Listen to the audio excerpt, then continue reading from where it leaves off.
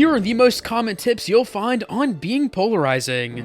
Boring, vague, and violently ineffective. But since I'm a geek when it comes to researching, I've analyzed some of the most polarizing figures out there. How do they make people adore them without even trying? Step 1. Uniqueness. For this part, let's take a look at how the simplest kid turned himself into the most unique man in the world of comedy. Charlie Spencer Chaplin. He was a poor English comedian who tried chasing the American dream, but he didn't have Max Linder's physical humor, nor Buster Keaton's gymnastic skills. He was just a common man, so he used his own style of comedy. Before his first movie, he wore large pants, a derby hat, a fake mustache, and an enormous pair of boots, the ultimate fool. Every other actor thought that his role would be a disaster, but the public, they loved him.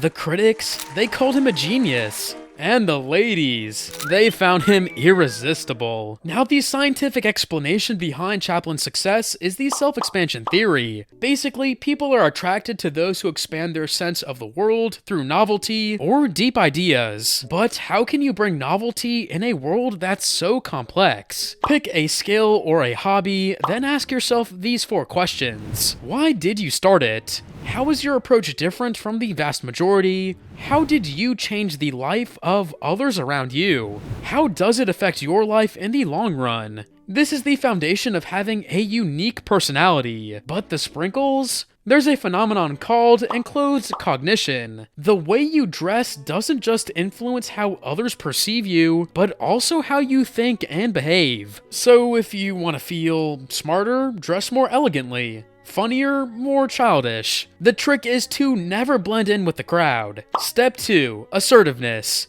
To be polarizing, you have to be able to defend your unique beliefs. August 14th, 1971. Stanford University conducted a simple experiment in which 12 students were assigned to play the role of prison guards, while the other 12 were assigned to play the role of prisoners. But the experiment had to be stopped after only 6 days. Why? Because in less than a week, the guards started to verbally and physically abuse the prisoners. The explanation? Situational attribution. In basic terms, if a person believes that they are socially superior, they will start being rude and passive-aggressive towards you. So you'll have to put on a lot of effort into defending you and your beliefs. There are 2 mistakes that puts us in this situation. A. Overly politeness. B. Lack of assertive language. The first one's pretty self-explanatory, but how can you get a more assertive language? First, you can use I-you statements. Basically, statements in which you express both your feelings and the action that caused them. For example, I'm annoyed because you're always late. These statements aren't as aggressive as you statements or as vague and passive as we statements. Giving him a ticket! Alright, it's not gonna happen. What the f does he get to do whatever the f he wants for? I just want to know, are you okay? Now you can also use assertive words. This one's a bit trickier and can be used more over text. But how do you know when a word is assertive? Well, it has to be concise and have hard consonants like T, K, D, or G. Here's some examples. But besides your words, other people's behavior towards you can also be influenced by the way you act. In 2013, a bunch of researchers wanted to find out how criminals choose their victims. So they took a group of dangerous people and they showed them multiple random images of people. Then they asked them to pick a potential victim. The result? Those who appeared nervous, fidgeted with their hair, had their hands in their pockets, and avoided eye contact had bigger chances of being chosen. On the other hand, the ones with upright posture, strong gaze, and confident body language were less likely to be selected. Step 3. Magnetism. For this part, let's analyze 3 of the most magnetic yet totally different internet figures. A. Ryan Trahan. While he's not personally polarizing, he makes some polarizing choices in his videos. Euros and curries, but the real test is waiting for me inside. Let's do this. I don't know. I felt like I should have had a different final line. Alright.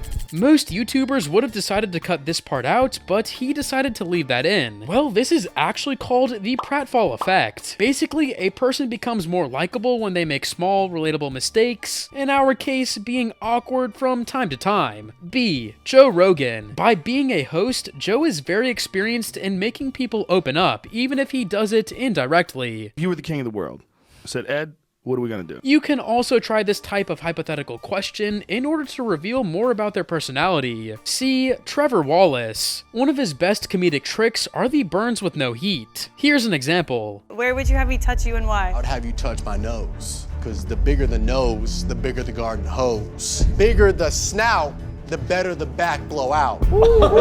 Basically, you have to use self-deprecating humor in a way that doesn't hurt your image. In Trevor's case, he uses a flaw to highlight a bigger asset. Now, these types of jokes are just the first step of becoming funnier, because if you want to master it, you have to understand the two-dimensional field of humor. Luckily for you, I've got the perfect video.